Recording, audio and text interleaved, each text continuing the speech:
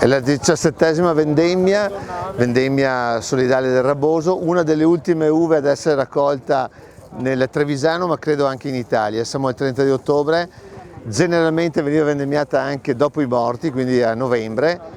Annata felicissima quest'anno, un'annata a 5 stelle sicuramente, e una degna conclusione con questi meravigliosi ragazzi dell'Associazione Italiana Persone Down, grandissimi vendemmiatori e grandi enologi. Delle bottiglie che poi andranno a produrre dalla vendemmia 2021, ognuna disegnata da loro, quindi sono bottiglie singole, uniche assolutamente, e vedete che qua c'è il loro estro in ogni etichetta ed è bellissimo vederle allineate una all'altra. Ma quello che è importante è che il Raboso sa essere anche solidale, vino fatto da loro, fatto con il cuore assolutamente, e quindi di grandissima bontà. La vendemmia per noi oggi è attenzione, il tempo, la sanità delle uve, la gradazione e tantissime altre analisi, non ultimo appunto il prezzo. Oggi loro invece fanno quello che si faceva un tempo, la vendemmia è un momento di gioia, si raccoglie il frutto di un anno intero della natura, che la natura ci dà, e quindi gioiscono, non hanno nessun altro pensiero che raccogliere questo meraviglioso frutto e poterlo poi trasformare.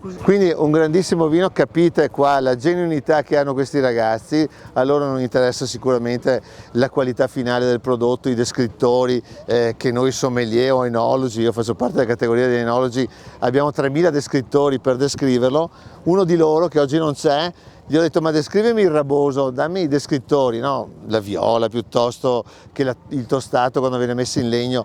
Lui lo ha fatto roteare nel bicchiere e ha detto: sa di Raboso. Quindi è proprio la chiusura del cerchio, no? L'essenzialità delle cose, di cosa deve sapere, di banana, di mela, di pera, sa di Raboso. Quindi loro ci fanno portare ancora con i piedi per terra e, come dicevo prima, andare all'essenza delle cose. Io direi di fare un applauso e un complimento a questi ragazzi. Bravi!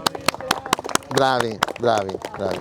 Allora, è un evento che facciamo ogni anno e che per loro è una grande festa, lo attendono proprio con ansia perché sanno che vendemmiano quello che sarà un vino a cui loro tengono molto, e è un'occasione proprio per trovarsi, soprattutto questo periodo post-Covid che ci ha un po' bloccati tutti, e oggi è proprio bello vederli tanti assieme. È bello, è importante per loro perché questo vino qua poi verrà imbottigliato da loro in bottiglie personalizzate, perché ogni bottiglia avrà un'etichetta fatta dai ragazzi, quindi non ce ne sarà una di uguale.